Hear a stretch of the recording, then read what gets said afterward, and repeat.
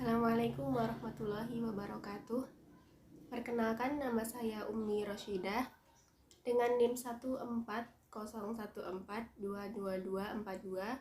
Saya di sini akan menjawab pertanyaan-pertanyaan dari mata kuliah Pendidikan Agama Islam. Untuk pertanyaan yang pertama yaitu sebutkan contoh hasil ijtihad di masa sekarang.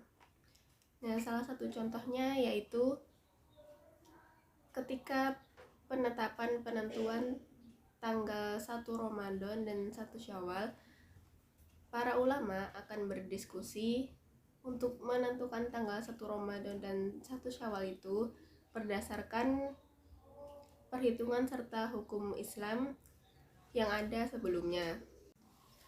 Untuk contoh kedua yaitu mengenai pasangan yang membutuhkan bayi tabung. Hal ini diperbolehkan, tetapi dengan beragam syarat yang mengiringinya. Ini menjadi solusi bagi pasangan yang mengalami masalah kesuburan. Pertanyaan yang ketiga yaitu, apakah nafsu harus dibesarkan atau dikecilkan perannya? Bagaimana? Seperti yang telah kita ketahui, menguasai hawa nafsu sangatlah penting. Karena kalau tidak bisa menguasai hawa nafsu, maka bisa dikatakan orang tersebut melanggar hukum Allah Subhanahu wa Ta'ala. Menurut saya, nafsu bukan hanya dibesarkan atau dikecilkan saja perannya, tetapi dikendalikan agar bisa mematuhi syariat-syariat Allah Subhanahu wa Ta'ala. Ada beberapa cara agar dapat mengendalikan hawa nafsu. Yang pertama yaitu mengekang syahwat dan keinginan ketika ingin berbuat yang tidak baik. Yang kedua, menambah ibadah kepada Allah. Yang ketiga, memohon pertolongan kepada Allah Subhanahu wa Ta'ala. Pertanyaan yang ketiga yaitu, antara poligami dan monogami, manakah yang lebih afdol? Dari ayat Al-Quran, hadis, dan qaul para ulama memberikan kesimpulan bahwa asas perkawinan dalam Islam sebenarnya berasaskan monogami. Hal ini bertujuan supaya tidak terjadi kezaliman.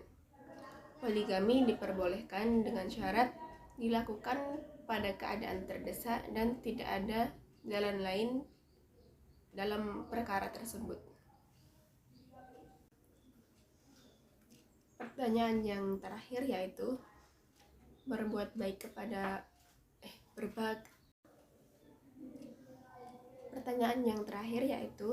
berbakti kepada kedua orang tua adalah wajib. Namun bagaimana jika kedua orang tua menyuruh kita untuk melanggar syariat-syariat Islam? Berbakti kepada kedua orang tua memanglah wajib hukumnya. Salah satu caranya adalah melaksanakan perintah atau permintaannya.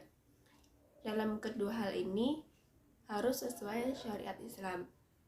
Namun, apabila perintah orang tua menyuruh kita untuk melanggar syariat-syariat Islam, maka sebaiknya kita harus menolak secara tegas. Namun, bahasa yang kita pakai haruslah tetap sopan, tidak meninggi dan halus, serta memberikan alasan, pengertian, dan nasihat dengan penuh kasih sayang kepada orang tua agar mereka tetap paham kepada alasan kita.